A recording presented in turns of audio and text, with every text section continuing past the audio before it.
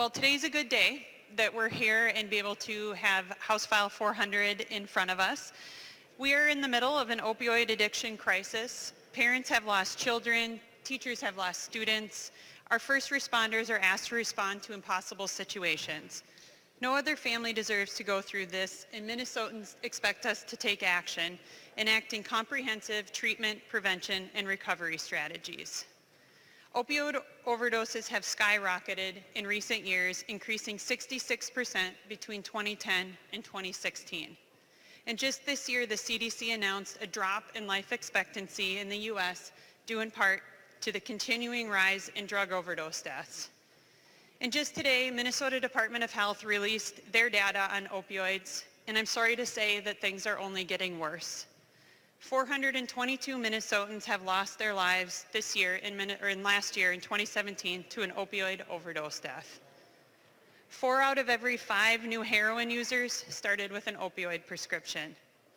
According to MDH, in Minnesota, more than 3.1 million opioid prescriptions were reported as dispensed in 2017. And even with decreasing prescribing, the measures of this crisis continue to worsen. A crisis that was manufactured and took years to create. It will take years of dedicated, ongoing revenue to come to fully address the damage done to our state. The group that has been hardest hit by the opioid epidemic is the Minnesota taxpayer. The cost of responding to this crisis is huge, and it's hard to even calculate. As Minnesotans, we have all paid greatly for this crisis, both in dollars as taxpayers and lives lost. Police departments are forced to fundraise for life-saving naloxone, and they save lives every day in bold and courageous ways. They are asking the same from us today, to no longer push the costs of this crisis onto their police departments and the taxpayers. Counties are drowning in the costs due to out-of-home placement costs created by the opioid crisis. And as one mother who lost her daughter and is here today said, this is a David versus Goliath story. This is the same mother who lost her daughter to an opioid overdose and has driven to the Capitol from western Minnesota almost weekly for 3 years. I can't imagine the drive here gets any easier. Through snowstorms, through memories of her daughter, she keeps pushing. And what an honor it is to be taking this vote today, thinking of Casey Joe and all those who have joined us in the gallery who have lost loved ones. There's one group that has benefited from opioids, but not stepped forward to combat the opioid epidemic. That is the pharmaceutical industry. As was pointed out to me recently, Representative Olson, you keep mentioning revenues when you're talking about that, about the crisis, and this is misleading. You should talk about profits. So, with profits in the hundreds of millions, these groups have still not come to the table.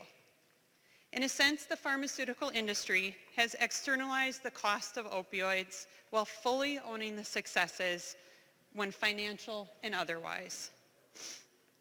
We all need to be in this together, and with this legislation, we truly do have everyone at the table. So House File 400 requires a license and registration of opioid manufacturers and wholesale distributors of opioids.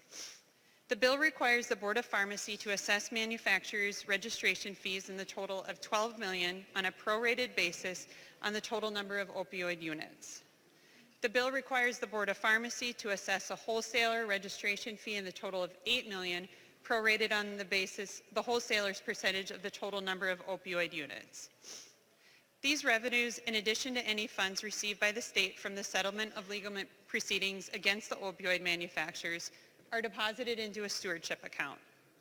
The bill forms an advisory council of a variety of stakeholders who will make recommendations on grant and funding options for funds annually appropriated to the Department of Human Services Commissioner from the stewardship account. The bill further provides detailed appropriations aimed at education, prevention, and treatment, and providing money to county social services to fight the crisis, as well as specific appropriations for tribes and American Indian organizations. The House File 400 places prescriber guidelines on quantities, certain limitations on dispensing, and requires provider education. This bill specifically deals with acute pain and does not touch the topic of chronic or palliative care. House File 400 seeks to increase access to non-pharmacological pain management options.